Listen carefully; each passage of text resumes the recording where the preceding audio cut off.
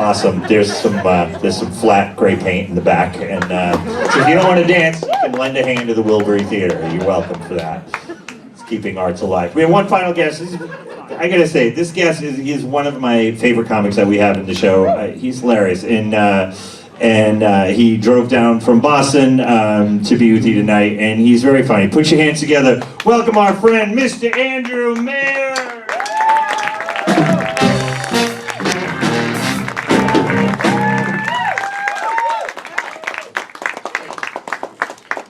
Hey everyone.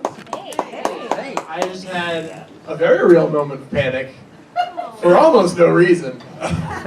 But I was standing behind that curtain and the bug kept pulling the curtain that way. I was like, oh no, they can't see me yet.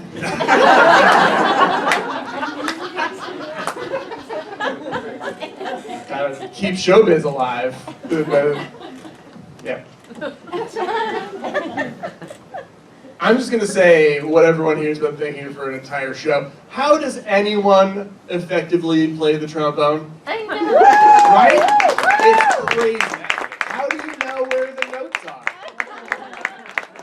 It's just a slide. I played the clarinet. Very clear where the notes are on a clarinet. You just put your fingers on the notes. Alright, that's all. Also, the drummer looks the most jazz I've ever seen. I don't know if your name is Maximum Jazz, but I hope It is now. Yeah, it is now. I hope it is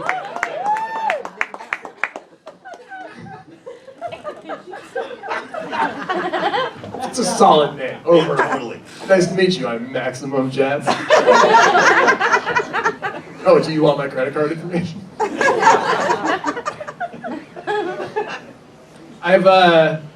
Thank you all for having me. Happy New Year. I've been trying to figure out recently why I love stand-up so much, and I think I figured it out. I think it's because I love power. There's a lot of power. I get any level of power, I get instantly drunk on. That's the fun thing about me, is that if you give me anything, I will make you regret giving me power. Like, my friend listed me as a reference on a job application, and I was like, I am gonna sing the nicest things about you to whoever calls me. Do a whole musical number about what a great employee you'll be. He's a real self-starter. That's why I shouldn't be elected for anything.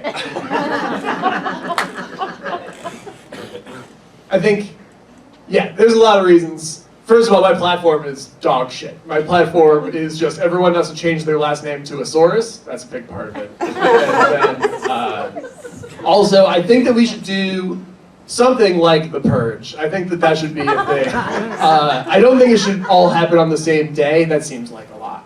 I think that everyone should get one day a year where laws don't apply to you. Your birthday makes the most sense, just like logistically, it seems to be the easiest way to do it. It's just like, on your birthday, you can do whatever you want and not get in trouble. Twins get extra problematic in this scenario, but if nothing else, we'd all remember each other's birthday. If someone can do murders on their birthday, you mail them a cake.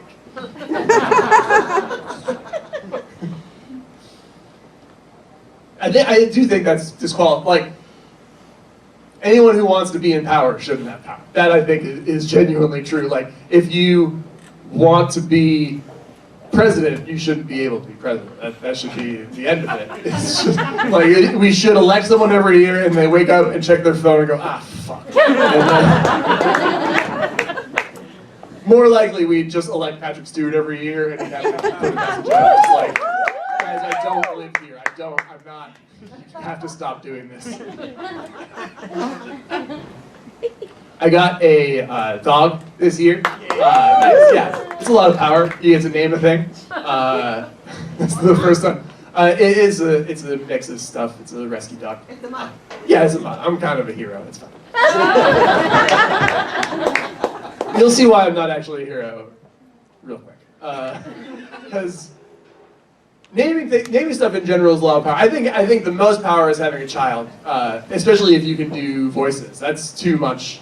Like if you can do voices and have a kid, if you want a kid who talks like a pirate, just talk like a pirate for 3 years. Hey presto, you got a pirate kid. He can't not talk like that. That's all he knows. Arr, me baba.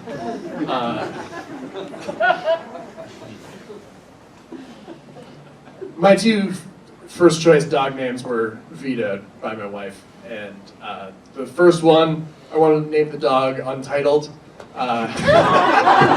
just to be the worst person at the park. Second one, also vetoed. I tried to name the dog Hoobastank for a brief moment.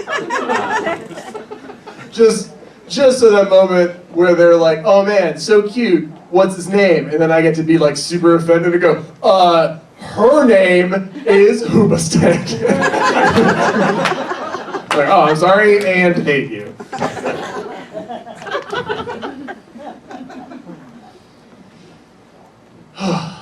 That was my whole plan. We'll do another joke, but I don't know what it is yet.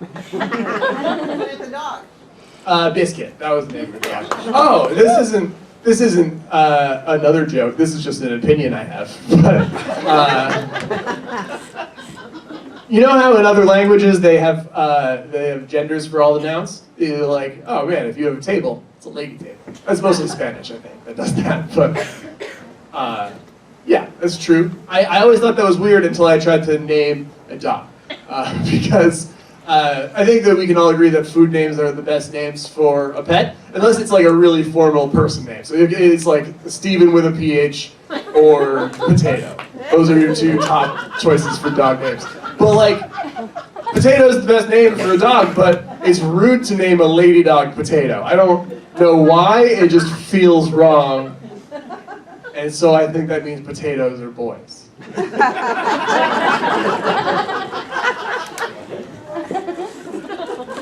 I don't know where I'm going with this. Like I said, it's just, I don't think it's wrong.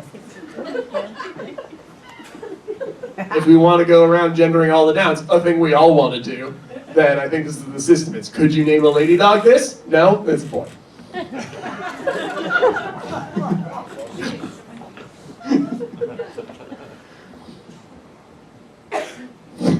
Angela, we had a nice car ride up here, listening to her and Ricky backstage talk about experimental music was one of my favorite things.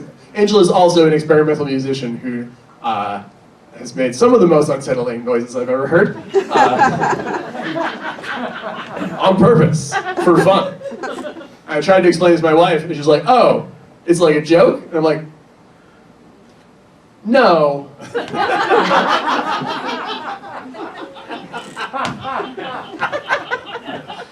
It's just not like it's just she just makes noise for an audience, and it's weird. She's like, and that's funny. I'm like, well, yeah, but it's not a joke. And so hearing her talk to Ricky backstage, where they're both like, oh man, you could just clang sewer lids together and it makes a fun noise. I'm like, yeah, no, this is my favorite conversation I've ever texted through.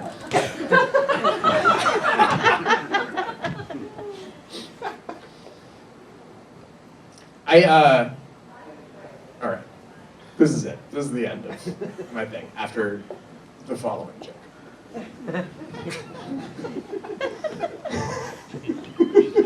It's like, I'm so glad you came up here with a plan. Drove an hour here. If you gave Johnny a nickname, you'd pretty much done that. All right, I'm on it. It's all borrowed time now. That's great.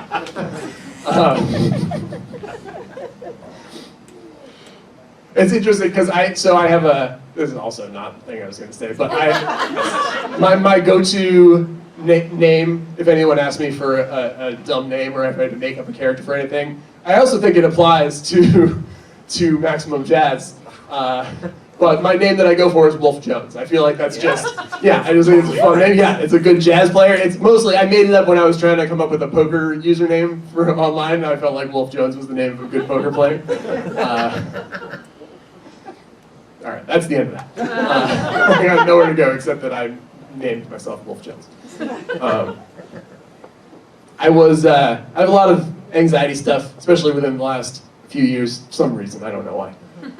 But I started taking walks more frequently last year, just like around my neighborhood, and it's so nice to be out when eavesdropping is back. That's like a very exciting thing about post-pandemic life, is just that you get to hear the dumbest things in the world again. Because for a while, observational comedy was just see things that you drive by and talk about them. But eavesdropping is not always a positive experience, and I'll explain. I was walking by a playground. It was on my way home, and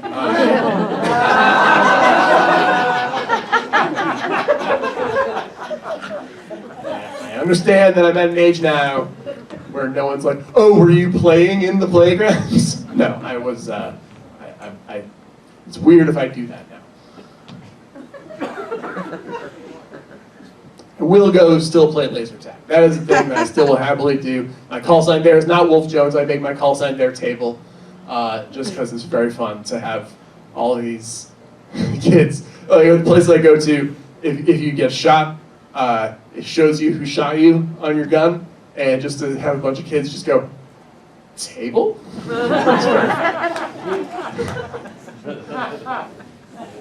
If I was an American Gladiator, my name would be Table. And I would just be on all fours in the photo.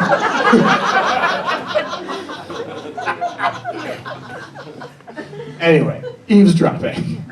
I walked by a park. It was on my way home, and I overheard a I don't know the ages of kids, but he was like 8, 5, some standard issue kid. Just like little, could talk.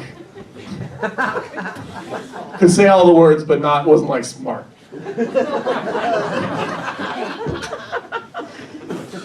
And he was running around playing with his kid friends, and he yelled this. He yelled September 11th, 2001, in play with his friends. That's all I heard. I have a lot of questions about that. Why did you yell that? That's a pretty obvious question, but that's top of the list. Why did you yell the year is not as obvious, but I still want to know. Like, there's one real famous one, and that's the one.